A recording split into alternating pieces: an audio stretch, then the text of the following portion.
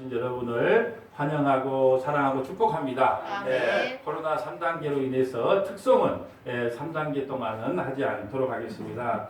오늘 이번에도 교육관에서 또 예배에 동참하신 여러분도 환영하고 사랑하고 축복합니다. 우리 소연이 자매, 또 우리 유찬이 형제 사랑하고 축복합니다. 또 우리 고3이라고 주일 예배 드리는 유치부에서 혼자 단독으로 또 예배에 동참합니다.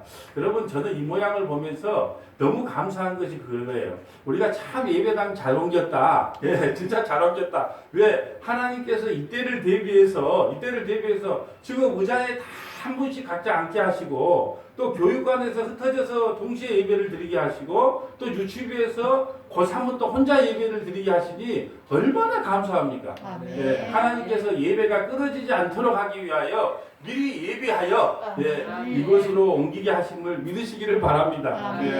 저는 어떤 상황이 와도 예배를 멈출 생각이 없습니다. 흩어져서 예배를 드리는지 정 안 되면 제가 옆에 피하는 원장님 권사님한테 이야기해 놨습니다. 왜? 그 멀리까지 다 흩어져서 한 명씩 예배를 드리는 한이 있어도 흩어져서 예배를 드린다 해도 우리한테 공간 좀 빌려주십시오. 주일날. 왜? 다 영상으로라도 다 흩어져서 예배를 한 공간에서 드리겠다. 이렇게 이제 약속을 받아놨기 때문에 예배가 끊어지거나 예배가 멈추지는 않을 겁니다. 그러니까 여러분, 절대 예배보다 더 중요한 거 없고 예배보다 더 소중한 거 없다. 이걸 기억하시고 좀 더 예배에 관심을 가져주기를 축복합니다. 오늘은 다윗도장 4번째 시간으로 다윗이 받은 복이라는 제목으로 하나님의 말씀을 선포합니다. 오늘이 다윗도장 4번째 이제 마지막에 다음 주에는 새 언약이 들어갑니다. 새 언약. 오늘 다윗도장 4번째 시간인데 다윗이 받은 복이 과연 무엇인가? 여러분, 다윗이 받은 복이 무엇입니까? 여러분, 목동이 왕이 된 걸까요? 목동이 왕이 된 겁니까? 아니면 전쟁에 나가서 골리앗을 죽이고 왕이 되어서 이방 나라를 모두 무찌른 것이 복이었을까요? 그렇지만 오늘 우리가 본문을 읽어봤던 것처럼 다윗보다 더 위대하고 거룩한 전쟁을 치른 장군이 있었어요. 그 장군의 이름이 성은 우시요. 이름은 뭐라고요? 리야. 참, 여러분, 요즘은 이름을 잘 못 외워서 제가 성은 우요. 이름은 리야. 야, 이름 멋있네. 우리 지금 교육관에서 별이라고 하는 우리 그 강아지가 예배를 드리는데 예배 시간에 그렇게 조용해. 목사님 말씀만 하면 기류가 타고 그냥 아멘으로 가만 묵상을 하고 있다는 거예요. 여러분, 다윗보다도 더 충성스럽고 거룩한 전쟁에 동참했던 사람이 바로 우리야라고 하는 장군이에요. 그렇게 되면 여러분, 과연 그 다윗이 받은 복이 전쟁터에 나가서 수많은 사람을 죽인 것이, 전쟁에서 승리한 것이 복일까? 목동이 되어서 하나님의 은혜로 왕이 된 게 복일까? 아니다. 마지막에 다윗 언약을 통해서 과연 다윗이 그러면 받은 복이 무엇인가? 이것을 우리가 깨닫고 돌아가면 하나님께서 오늘 설교 잘했고 잘 들었다, 이렇게 말씀을 하십니다. 여러분, 하나님께서 아브라함에게 약속하신 땅을 다윗이 거의 다 정복할 쯤에 이제 한숨 돌리면서 왕궁에서 쉬고 있는데, 낮잠을 한숨 잔 거예요. 쉬고 있을 때 여러 장군들과 무명의 군인들은 지금도 여호와의 전쟁을 위하여 목숨을 바치고 전쟁터에 나가 있는데, 또 거룩한 전쟁에 나가 있는 우리야 장군의 아내 밧세바를 이 시국에 간음을 하게 됐다는 겁니다. 여러분, 인생에 있어서 가장 큰 위기는 뭐냐 하면 광야에서 쫓겨다닐 때가 아니에요. 광야에서 쫓겨다닐 때는요, 다윗이요, 항상 여호와는 나의 요새요, 나의 산성이시요, 나의 반성이시요, 내가 누구를 의지하오니까 이랬다니까, 쫓겨다닐 때는. 그런데 문제는 이제 거의 모든 이방 나라를 다 전쟁에서 이기고 순탄해질 때, 이때 우리 인생에 위기가 찾아옵니다. 여러분, 신앙생활도 마찬가지예요. 이 정도 신앙생활 하면 됐지 뭐.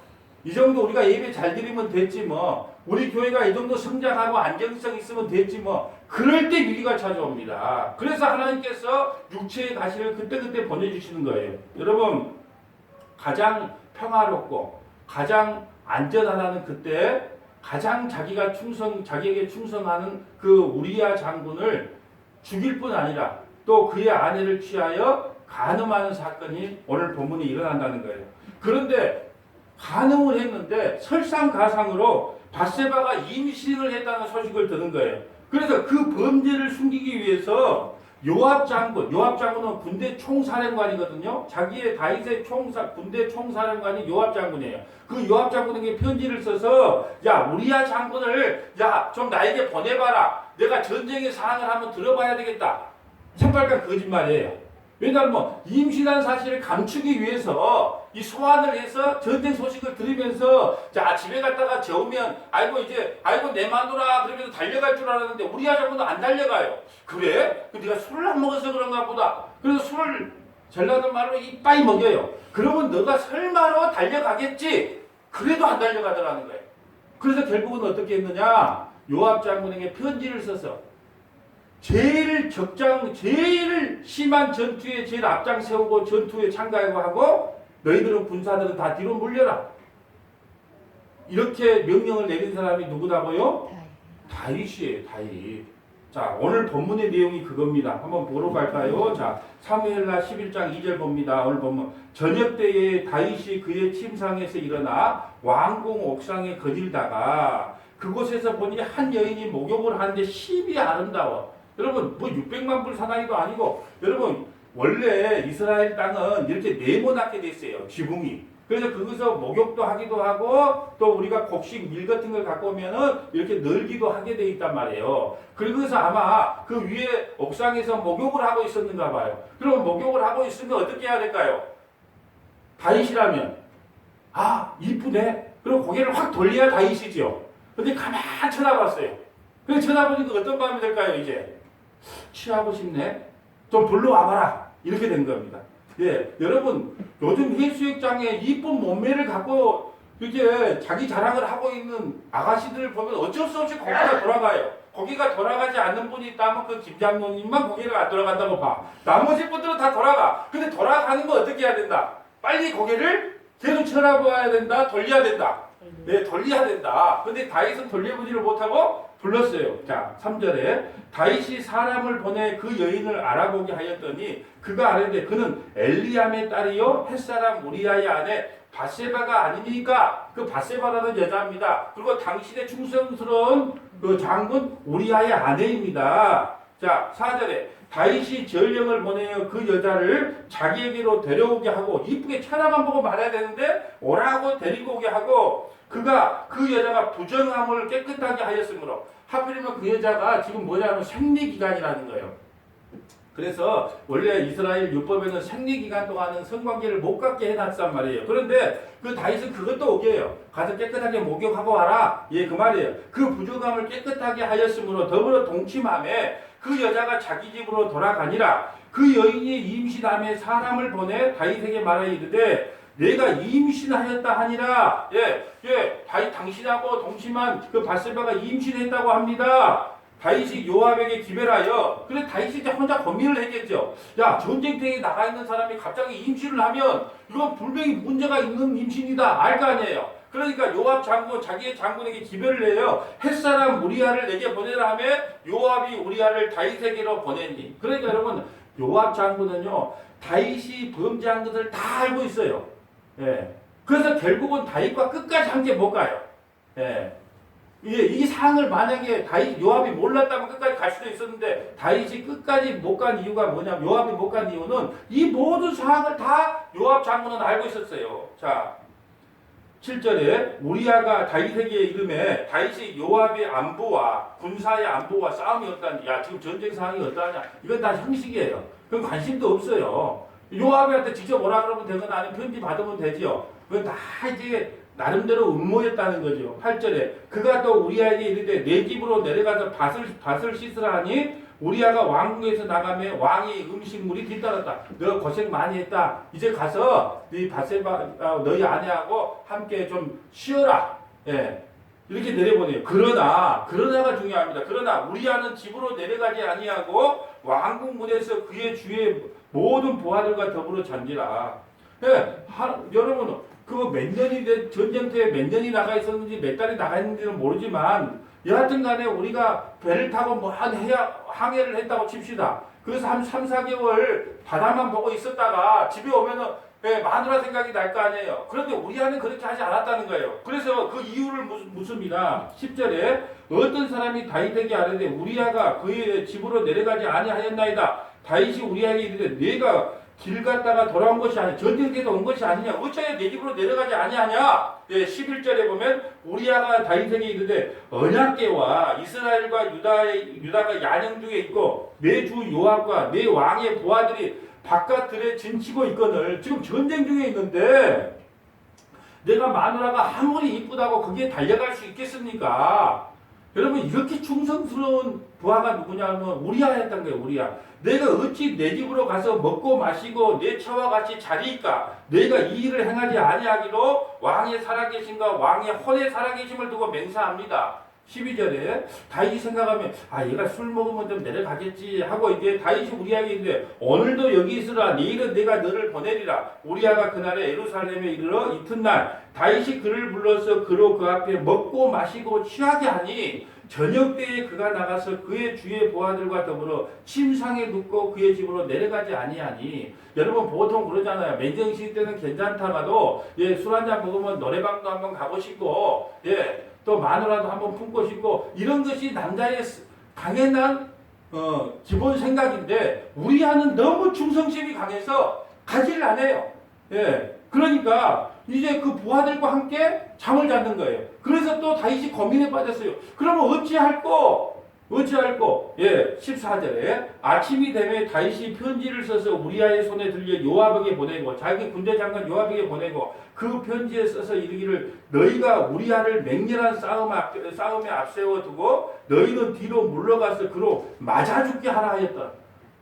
여러분, 자기의 충성스러운 장군을 적군 앞에 가서 제 앞에 쓰고 다 너희들은 빠져나와서 죽게 했더라. 여러분, 이런 자가 하나님이 뭐라 그랬어요? 내 마음에 가장 합한 자가 다윗이다.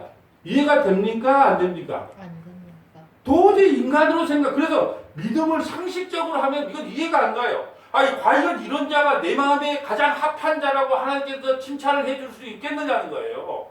그게 우리에게 딜레마입니다. 과연 이런 자, 보통 사람들은 이렇게 이 정도 죄를 짓지도 않잖아요.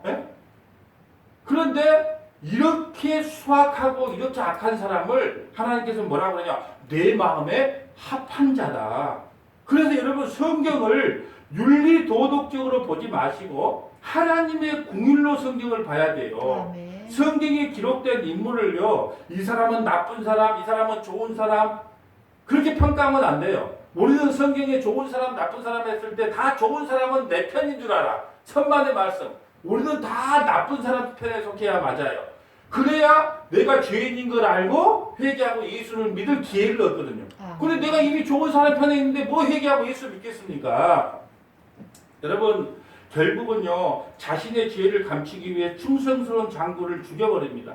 그런데 자신이 무엇을 잘못했는지 조차도 모른다는 게 문제예요. 왜 그랬냐 하면요, 그 당시에 이방에 있는 왕들은 다 이렇게 살았거든요. 이 당시에 이방 나라 왕들은 자기가 갖고 싶은 거 다 갖고, 취하고 싶은 거 다 취하고, 죽이고 싶은 거 다 취하고, 그렇게 살았어요. 그러니까 이제는 다윗이 어떤 왕이 되어버렸냐 하면 하나님의 왕이 아닌 이방의 왕인과 같은 생활 방식을 갖고 살았어요. 그렇기 때문에 자기가 1년 동안 죄가 뭔지를 까맣게 잊고 살았어요. 그때 하나님께서 죄를 들추기 위해서 누구를 보내냐? 나단 선지자를 보내서 책망을 해요. 그래서 나단 선지자가 이렇게 말합니다. 다윗에게 양이 많은 부자와 양 한 마리가 있는 가난한 사람이 있는데, 양이 많은 부자가 손님이 찾아오자 가난한 사람의 그 양을 취하여 그 손님을 대접했습니다. 이렇게 나단 선지자가 비유로 말을 해요. 그런데도 그 비유를 해도 눈치가 없어. 지금 누구 이야기를 한지를 몰라. 그러자 다윗이 이렇게 화를 내면서 그래요. 그런 자가 있어? 그런 자는 마땅히 죽어야 되고 율법에 의해서 4배로 보상을 해줘야 맞다. 이렇게 말을 해요. 그때 나단 선지자가 바로 그 자가 당신입니다. 여러분, 이렇게 말할 때 다윗은요 당장 나단 선지자를 죽여도 됩니다. 왜요? 그게 왕의 권한이거든요. 너가 이렇게 나에게 나쁜 소리를 내? 악한 걸 들춰내? 사람은요 자기 악함을 들춰내면요 이 앞에서는 이해하는 것처럼 그래 맞아 하는데 뒤에는 언젠간 내가 너를 죽이고 말 거야. 그런 마음을 사람들이 갖고 살아요. 그러니까 다윗은 이 나단 선지자가 이렇게 책망에 있을 때 어디서 왕이 그럴 수도 있지 하고 죽일 수도 있었지만 다윗이 나단 선지자의 그 말을 듣고 무릎을 꿇고 완전히 엎드려서 이런 고백을 해요. 그게 바로 시편 51편이에요. 밧세바를 범한 것을 나단 선지자에게 의하여 책망을 받을 때 지은 시가 시편 51편이에요. 자, 한번 시편 51편 볼까요? 하나님이여 주의 인자를 따라 내 은혜를 베푸시며 주의 많은 궁유를 따라 내 죄악을 지워주소서. 여러분 지금 중요한 핵심이 인자예요. 인자는 하나님의 약속을 따라 다윗 언약이 하나님의 약속, 하나님 나하고 약속이 있지 않습니까? 이게 인자예요. 그리고 뭐냐? 은혜. 은혜는 뭐예요?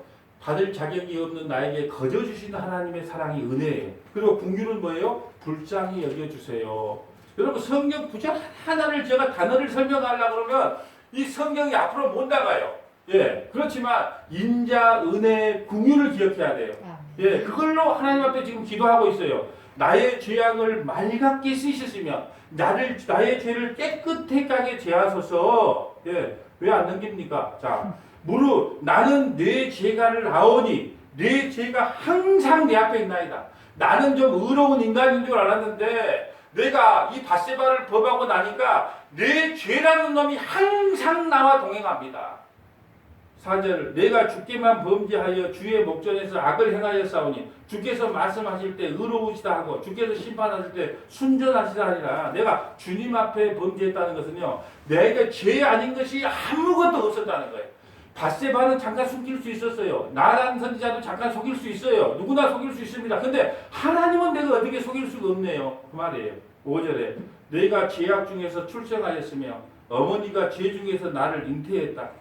나는 모태로부터 죄인이에요. 여러분 우리가 모태신앙 자랑하지요? 모태신앙 하나도 없어요. 우리는 모태로부터 죄인이었다는 걸 고백합니다. 어떤 사건 이후에요? 밧세바를 범한 사건 이후로. 그래서 제가 이 말씀을 드렸어요. 만약에 다윗이 밧세바를 범하지 않았다면 그는 구원받지 못했을 수도 있다고 말할 때 너무 과격하다고 생각할 수 있지만 자기 죄가 뭔지를 몰랐다니까요. 인간은 그런 존재예요. 그래서 하나님께서 밧세바를 600만 불의 그 사나이처럼 눈을 밝게 해서 밧세바를 범하게 함으로 네 죄가 무엇인 줄 아냐. 너는 죄의 덩어리다. 이걸 고발시킨 사건이란 말입니다. 6절 벗어서 주께서는 중심이 진실함을 원하시오니 내게 지혜로 은밀히 가르치시리다. 우슬초로 나를 정결하게 하소서. 내가 정하리라. 나의 죄를 씻어주소서. 내가 눈보다 희리이다.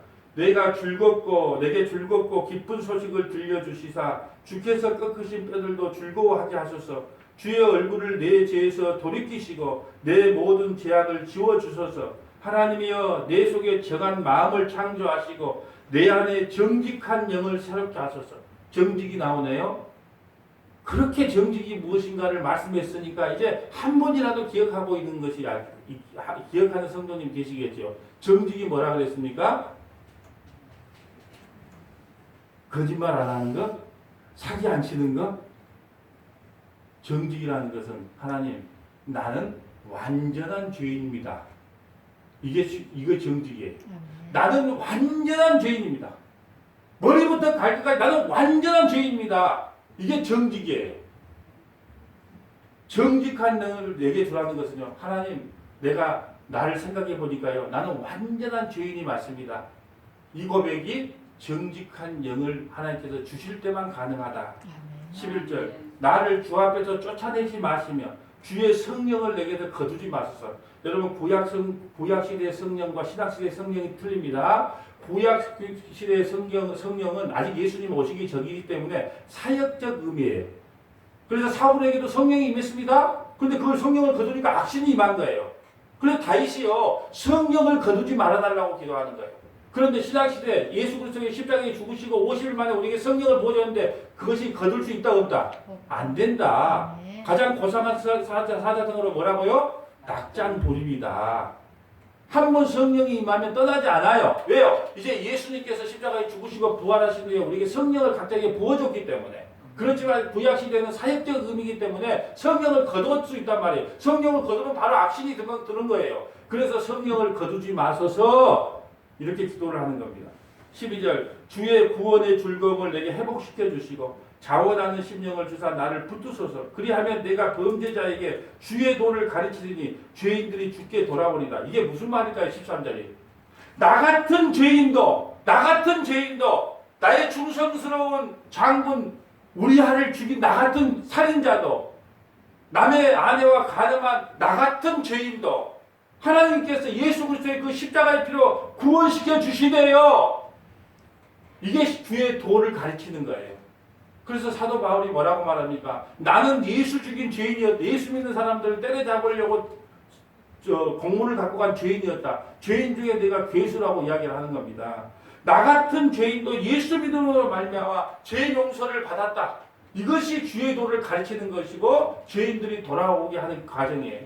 여러분 보세요. 그래도 저 정도 되니까 천국 가고 구원 받았지. 그런 어떤 자격 조건을 주면 그보다 더 악한 사람은 뭘로 구원받겠다는 거예요. 그래서 가장 악한 존재, 살인하고 간음한 가장 악한 존재로 다윗을 만들어 놓고 내가 너를 구원시킬게. 그러니까 이보다 더 큰 죄를 지었다 할지라도 아멘. 돌아오기만 하면 아멘. 죄인들이 돌아오기만 하면 아멘. 내가 구원시켜 줄게. 이 도를 가르치겠다는 겁니다. 아멘. 14절 하나님이여 나의 구원의 하나님이여 피 흘린 죄에서 나를 건지소서. 내 혀가 주의 공의를 높이 노래하리다. 주여 내 입술을 열어주소서. 내 입이 주를 찬송하며 전파하리다.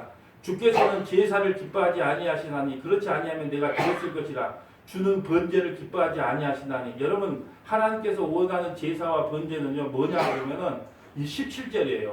양 잡고 소 잡으라는 이야기가 아니고 하나님께서 왜 양을 잡고 소를 잡으라고 했느냐? 하나님께서 구하는 제사는 상한 심령이라. 하나님이여 상하고 통회하는 마음을 주께서 멸시하지 아니하시리라. 하나님께서 왜 죄를 지면 양을 잡고 소를 잡으라고 했느냐? 그 양이 그 소가 나의 죄 때문에 죽구나. 그걸 통회하고 그걸 한탄하고 그걸 자복하라고 양 잡고 소 잡으라고 했는데 나 하나님이 양 잡았으니까 소 잡았으니까 이제 나 죄 용서됐고 나 이제 복 주실 거죠? 그랬다는 거예요. 아니다. 하나님께서 진짜 원하는 제사와 예배는 뭐냐? 상한 심령이다. 아멘. 상한 심령이고 마음을 통회하는 거고.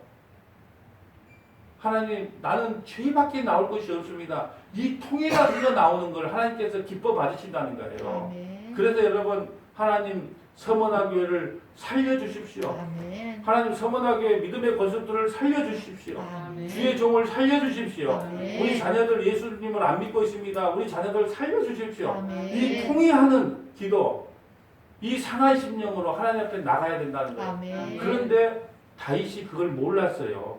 밧세바를 범하기 전까지는 아이고 나는 성군이고 나는 전쟁에 나가면 백전백승을 했고 나는 하나님의 뜻에 합당한 자라고 소리를 들었던 사람이다. 그렇게 자부심을 가졌단 말입니다. 여러분 하나님은 상하고 통회하는 마음을 멸시하지 않습니다. 여러분 그래서 밧세바가 임신을 했는데요. 다윗과 밧세바 사이에서 임신을 했어요. 가늠한 사이에서. 근데 그 아이가 죽어요. 죄는 누가 짓고? 다윗이 짓고. 대신에 누가 죽어요? 아이가 죽습니다. 아이가 죽어. 여러분 죄는 내가 지었는데 죄 없는 예수님이 십자가에서 죽으신 사건이 밧세바와 다윗이 간음해서 낳은 그 아이가 죽은 사건이에요. 죄는 누가 지었는데? 인형이 지었는데 그 죄값으로 임신한 그 아이가 죽는단 말입니다. 여러분 그 아이는 예수님을 모형하고 있어요. 또한 육체로 오신 예수님은 반드시 죽고 영으로 오실 예수님이 우리와 함께 영원히 계시겠다고 하는 설명이에요. 이것을 다른 말로 하면 인간은 거듭나야 구원받는다. 자 보세요. 설명이 좀 어려울 수 있어요. 자 밧세바와 다윗이 간음해서 낳은 아이가 있어요. 그 아이가 태어나자마자 죽어요. 이것은 뭘 상징하냐? 육체로 오신 예수님은 죽어야 돼요. 아멘. 그런데 거듭나야 살아나요. 그 거듭남으로 다시 바세바와 다윗 사이에서 다시 태어난 아이가 누굽니까? 솔로몬이에요. 이걸 설명하고 있는 겁니다. 육체로 오신 예수님은 반드시 우리를 위해 십자가에 죽으셔야 된다. 그렇지만 다시 거듭나서 성령으로 와서 우리 속에 들어와야지 우리가 영원한 구원을 받을 수 있다. 이걸 설명하기 위해서 첫째 아이는 죽고 둘째 바세바와 다윗 사이에서 솔로몬이 태어나서 왕위를 이어받는 거예요. 아멘. 이게 다 십자가와 예수 그리스도를 설명하고 있어요. 아멘. 여러분 솔로몬은요 바세바에서 태어나야지 있어야 한 아이는 죽고 다시 그 아이와 정식적으로 두 번째 태어난 아이 그 솔로몬만 구원받는다고 하는 것을 우리가 이걸 삼중적 계시라 그래요. 아까 제가 말한 게 삼중적 계시, 계속 계시에 대한 이야기입니다. 또한 더 중요한 게 있어요. 오늘 살인하고 간음한 다윗을 대신하여 누가 죽냐? 우리야 장군이 대신하여 죽음으로 다윗이 구원을 받아요. 여러분 보세요. 살인하고 간음한 사람은 누굽니까? 다윗이에요. 인역이에요. 그런데 그 인역의 죄 때문에 누가 대신하여 죽습니까? 우리야 장군이 대신하여 다윗을 대신하여 죽음으로 말미암아 구원을 받는 거예요. 그래서 예수님께서 다윗의 죄를 대신하여 죽음을 당한 겁니다. 그러면 우리야는 누구를 예표하고 있을까요? 예수님을 예표하고 있어요. 아멘. 그래서 여러분 보세요. 마태복음 족보에 보면 1장의 족보에 보면요. 자, 이렇게 나옵니다. 우리야의 아내 바세바에게서 솔로몬이 나고 이렇게 다윗에게서 솔로몬이 난다고 하지를 않아요. 마태복음 1장의 족보에 보면 우리야의 아내, 우리야 장군의 아내 바세바에서부터 누가 난다? 솔로몬이 태어난다는 거예요. 그러니까 다윗이 어떻게 살게 됐습니까? 나를 위해서 누군가가 대신 죽었기 때문에 살아났어요. 그분이 누구냐? 우리야 장군. 그분이 누구냐? 예수 그리스도라는 거예요. 아멘. 그래서 다윗이 받은 복이 뭐냐? 이제 여기 이제 핵심을 정리합니다. 그럼 다윗이 받은 복이 뭐냐? 목동이 왕이 된 게 복이냐? 전쟁에 나가서 골리앗을 물리쳐서 다윗은 만만이요, 예, 사울은 천천히라 그렇게 아가씨들에게 친송을 받는 것이 복이냐? 아니다. 그러면 다윗이 받은 복이 뭐냐? 다윗 언약 네 번째 마지막 시간에 외쳐야 될 다윗 언약의 복이 뭐냐? 다윗의 복이 뭐냐? 로마서 4장 6절이에요. 일할 것이 없이 하나님께 의로 여김을 받는 사람의 복에 대하여 다윗이 말합니다. 자기는 하나님께 의롭게 한 행동이 없어요. 한 것은 살인하고 간음한 것밖에 없어요. 근데 내가 복받은 자예요. 왜? 불법이 사함을 받고 죄가 가려진 자는 가려짐을 받는 사람은 복이 있고 아멘. 나가 살인하고 간음했지만 내가 하고 살인하고 간음하여서 난 그 자식 첫째 아이가 죽음으로 말미암아 자기 죄가 사함을 받았고 나 대신 우리아가 대신 죽음을 당해서 그래서 내 죄가 가려졌어요. 그것이 불법이 사함을 받고 죄가 가려짐을 받은 사람들은 복이 있고 주께서 그 죄를 인정하지 아니하실 사람은 복이 있다 함과 같다. 아멘. 여러분 다윗이 살인하고 간음했는데 너는 죄인이 아니야. 왜? 너를 대신해서 네 뱃속에 있는 네 아이가 대신 죽었어. 그리고 너를 대신하여 너의 가장 충성스러운 장군 우리아가 대신 죽었어. 그러므로 너는 죄가 사함을 받고 그 죄를 내가 인정하지 않을게. 여러분 이게 예수 믿는 사람들의 최고의 복이라는 거예요. 아멘. 불법이 사함을 받고 죄가 가려짐을 받는 자가 최고의 복을 받은 자라는 거예요. 여러분 다윗은 지금요 로마서 4장 1절에 아브라함이 무엇을 가지고 복을 받았냐? 아브라함이 왜 복의 조상이 되었느냐? 왜 복의 근원이 되었는가를 설명하면서 자기 이야기를 갖다 그다음 끼워 넣는 거예요. 로마서 4장 1절 봅니다. 그런즉 육신으로 우리 조상인 아브라함이 무엇을 얻었다 하리요? 만일 아브라함이 행위로서 의롭다함을 받았으면 자랑할 것이 있으려니와 하나님 앞에 없느니라. 아브라함도 하나님 앞에 의로울 것이 하나도 없다. 마누라 2번 팔아먹었다. 그리고 이삭을 기다리라고 했는데 못 기다리고 이스마엘을 갖다 낳았다. 그러니까 그래도 아브라함 자체도 육신으로도 자랑할 것이 아무것도 없다. 아멘. 3절에 성경이 무엇을 말하느냐? 아브라함이 하나님을 믿음에 그것이 그에게 의로 여겨진 바 되었다. 아멘. 아브라함도 어떻게 의로운 사람이 됐냐? 이신칭이 하나님의 약속을 믿음으로 의롭다고 인정받지 않았느냐? 아멘. 4절 일하는 자에게는 그 싹이 은혜로 여겨지지 아니하고 보수로 여겨지거니와 일을 아니할지라도 경건하지 아니한 자를 의롭다 하신 이를 아멘. 믿는 자에게는 그의 믿음을 의로 여기시다니. 아멘. 무슨 말이냐? 나는 하나님 앞에 의로운 것이 한 것이 아무것도 없다. 다윗도 마찬가지고 지금 누구도 마찬가지고 아브라함도 마찬가지고 이 로마서를 기록한 바울 자체도 나는 하나님 앞에 의로운 것이 하나도 없다. 하나님 앞에 한 일이 하나도 없다. 그런데 그것을 은혜로 받았다. 구원을 은혜로 받았다는 거예요. 자, 일을 아니할지라도 경건하지 않은 한 자를 의롭다 하신 이를 믿는 자에게는 그의 믿음을 의로 여기시다니. 여러분, 그러므로 다윗이 받은 복은요, 예수 그리스도를 믿음으로 일할 것이 없이 불법이 사함을 받고 그 죄가 가려진 자는 복이 있다. 아멘. 이것이 바로 다윗이 받은 복이요, 저와 여러분이 받은 복이라는 거예요. 아멘. 다윗이 어려서 하나님으로부터 기름 부음을 받고 왕이 되었지만 그 왕의 자리에서 살인하고 간음할 수밖에 없는 죄인일 수밖에 없다는 것이 폭로되었다는 거예요. 그래서 진짜 복받은 인간은 죄를 안 짓는 인간이 아니라 예수님을 믿음으로 모든 죄가 사함을 받은 것이 진짜 복받은 인간이라는 거예요. 아멘. 자, 오늘 교육관에 아멘 할 때까지 한번 하겠습니다. 유치부에서 아멘 할 때까지 한번 하겠습니다. 그러므로 진짜 복받은 인간은 죄를 안 짓는 인간이 아니라 예수님을 믿음으로 모든 죄가 사함을 받은 것이 진짜 복받은 인간이라는 것입니다. 아멘. 이것이 예수 믿는 사람의 최고의 복이에요. 아멘. 여러분, 아브라함이 이 복을 받았고요, 다윗이 이 복을 받았습니다. 아멘. 서머나교회 믿음의 권속들과 주의 종이 이 복을 받았어요. 아멘. 양대 속대가 많고 목동이 왕이 된 것이 복이 아니라 예수님의 보혈로 인해 속죄의 은혜를 받은 저와 여러분이 바로 최고의 복받은 존재라는 거예요. 아멘. 히브리서 10장 10절 봅니다. 이 뜻을 따라 예수 그리스도의 몸을 단번에 들이심으로 말미암아 우리가 거룩함을 얻었노라. 아멘. 십자가에 예수님께서 죽으심으로 말미암아 우리가 거룩함을 이미 얻었어요. 과거예요. 제사장마다 매일 서서 섬기며 자주 같은 제사를 드리되 이 제사는 언제나 죄를 없게 하지 못하거니와 구약의 양잡고 소잡아 봤자 그는 온전한 죄를 해결하지 못한다.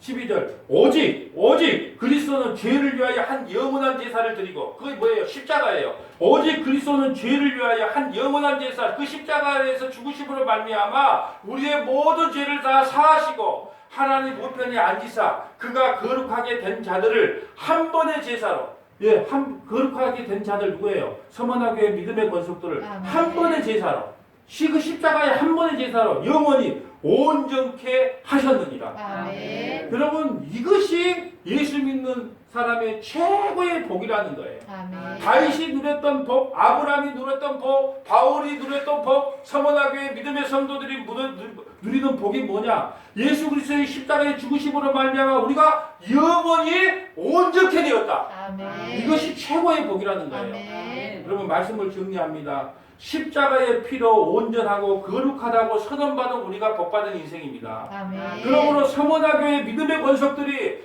최고의 복을 받았음을 아멘. 믿으시기를 축복합니다. 아멘. 기도하겠습니다. 거룩한